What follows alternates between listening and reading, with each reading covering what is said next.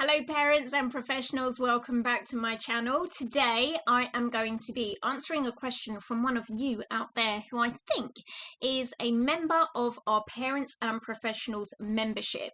Now, if you do not know what I'm talking about when I say Parents and Professionals membership, NLP for Kids has a membership area for people just like you where there is tons and tons of content for helping you to improve relationships with children, for helping you to address certain learning difficulties that children have, for helping you with different mental health and emotional disorders that children might have. And there are videos, there are training webinars, there is the starting point to an NLP for Kids qualification in there, there are articles, there are games, there is literally tons of stuff in our membership zone, and it costs just £1 for the first 30 days. After that, it only costs £5.99 a month. £5.99 per month. You can cancel at any time. You can cancel yourself. You don't need to ring anyone to be able to do it. And it's super easy, super accessible. We uploaded 25 new webinars. Each are between 60 and 90 minutes in length and cover a whole host of different sorts of challenges that parents and professionals face. There is literally tons of stuff in there. So, on that note, we're answering a question today from one of our members, and the question is around unsticking a stuck child. And what I'm talking about here is when you have those incidents where the child, the young person that you're working with, is saying, I can't do it, and they genuinely feel really stuck and they cannot move themselves forward. And we're going to specifically focus on schoolwork and homework and those sorts of issues here today. So if you would like to know how to stick and no, that's wrong. So if you would like to know how to unstick a stuck child, then just keep on watching.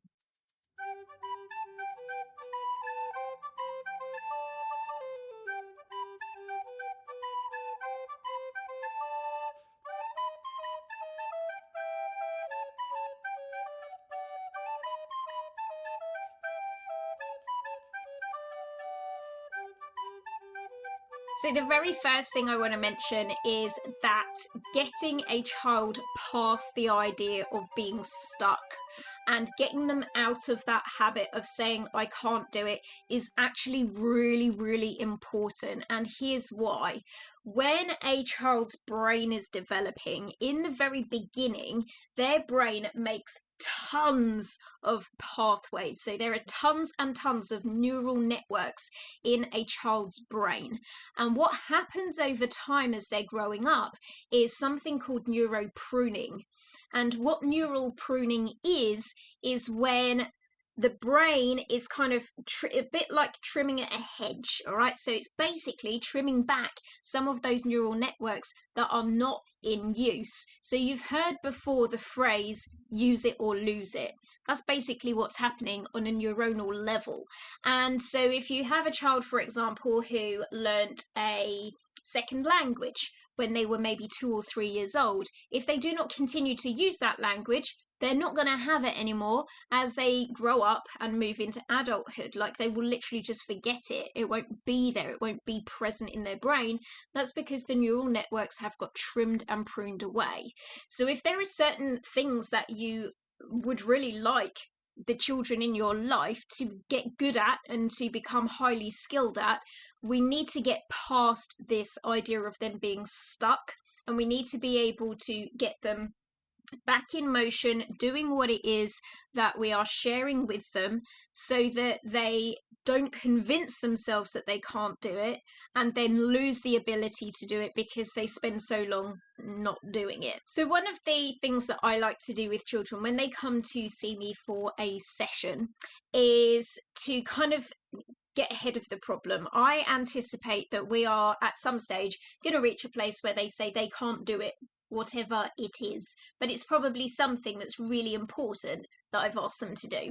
So in order to get ahead of the problem, I do something called the red test. And this is how the red test works. I get them to look around the room and think to themselves and say to themselves, red, as in the colour red, and look around going, red, red, red, red, red, red, red. And I tell them, like, look for all the red stuff. Notice how many red things you think you can see. Then I get them to close their eyes and I say, tell me about the red things that you saw. And they'll reel off a list because their eyes will have got drawn to all the red stuff as they looked around the room. And then I say to them, keep your eyes closed. Tell me about the blue things that you saw. And you'll often find there might be like 1 or 2 blue things that they knew were in the room, but the list is going to be significantly shorter because they were looking for red things. And then I say to them, here's the point.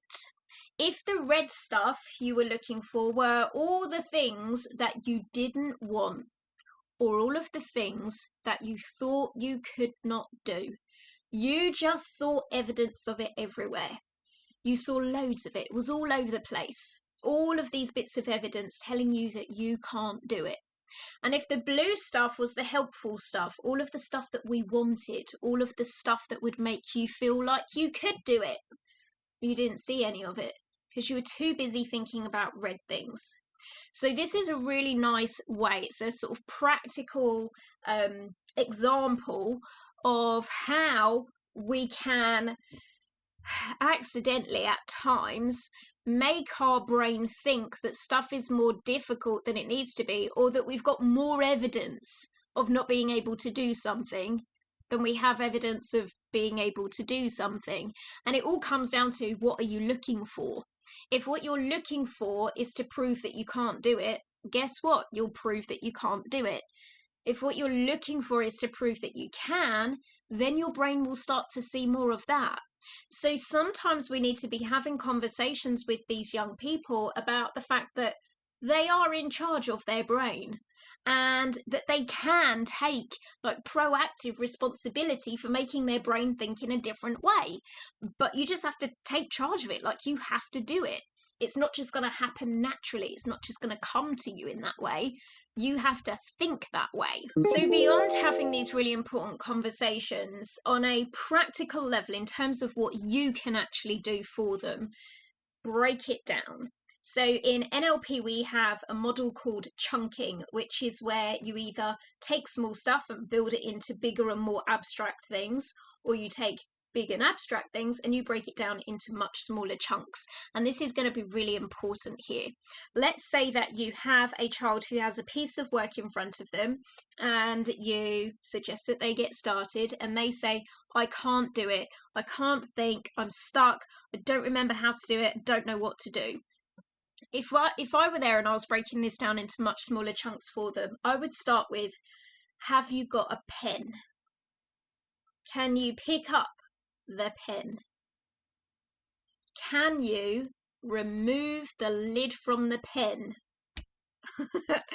And I would make quite a joke out of it. We'd make it quite fun. This isn't about making them feel silly or daft, but it's just about taking it step by step. Because I think what happens often when someone says, I can't do it, I'm stuck, what they're really saying is, I am overwhelmed. I cannot take all of this in. And we've all got different thresholds on what overwhelm looks like. You know, for one person, overwhelm might be a 10,000 word dissertation. But for someone else, overwhelm might be one sum, like 2 + 2 =, and it's the only thing on the page in front of them.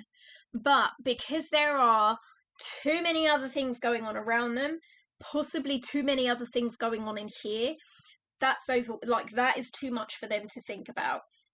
And what we want to be able to do is to say, okay, forget the fact that there's maybe a noisy classroom going on around you. Forget the fact that you're thinking about your parents' divorce right now. Forget the fact that you're thinking about the fact that the rabbit escaped yesterday and we're still not 100% sure where he went to. Just let that stuff go for a second. All you need to do right now is this. Just this one thing. So if you can, take your lid off your pen and pick your pen up. We've already made a start. If this was a 5-point checklist where we had 5 things to do, we've already done 2, picked up the pen, taken off the lid. Next thing is read it. What does it say? What's it telling us to do? Okay, so break it down, make it really simple and achievable for them. Another useful thing to do is sometimes when I worked with very young children who had been out of education, nursery and those sorts of things for some time, perhaps due to illness, we'd often find that when they returned, their development had got set back a little bit. And so not only were they not in alignment with everybody else in the group, but they were often perhaps 6 months prior to how they had been before they'd left. And so we would bring everything back. We would give them the jigsaw puzzle that was suitable for a much younger child, because giving them something that was easier would allow them to tap into a sense of achievement, and they would feel again like, oh, I can do something. Then we start to see the self-confidence creeps back in, and when the self-confidence is there, they're more comfortable with facing something that's a bit more challenging. So sometimes we might see this protest of, I can't do it, I'm stuck, because they've got the overwhelm, but also because they've, got a belief, they genuinely believe that they are stuck and they can't do it. So give them something that's ridiculously easy, in a way, like we were saying about breaking it down there, take the lid off the pen, is a simple, easy thing to do. But if we are asking them to do a specific piece of work that they are finding challenging, bring it back to a simpler level. And then once the confidence is there and you've gone, oh, look at that, you did it, good job, then we can start putting things that are more appropriate in place for them. So think about how you can maybe bring things down an academic level for them to make it so that they can't say no. Make it so that they can't claim stuckness, because it's so ludicrously easy for them to do. And finally, the final thing is something a bit more fun, which is what we refer to as unsticker questions in NLP. And these just are really good for tripping your brain out and getting you to think in a really different way.